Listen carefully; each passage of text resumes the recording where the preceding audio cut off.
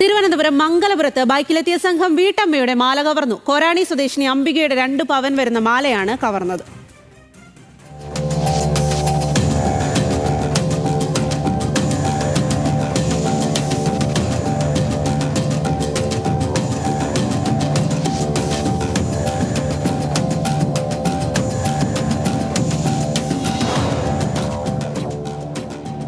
ബിനിൽ ലീല സാബു ആണ് വിവരങ്ങളുമായി ചേരുന്നത്. ബിനിൽ, എപ്പോഴാണ് മോഷണം നടന്നത്? അതുപോലെ മോഷ്ടാക്കളെ പിടികൂടാനായോ? ഇന്നലെയാണ് ഈ മോഷണം നടന്നത്. അതിന്റെ CCTV ദൃശ്യങ്ങളാണ് ഇപ്പോൾ പുറത്തേക്ക് വന്നത്. ഈ പ്രതികൾ രക്ഷപ്പെടുന്ന ദൃശ്യങ്ങൾ അതിലുണ്ട്. ഈ പ്രതികളെ തിരിച്ചറിയാൻ കഴിഞ്ഞിട്ടുണ്ട് എന്നാണ് പോലീസ് പറയുന്നത്.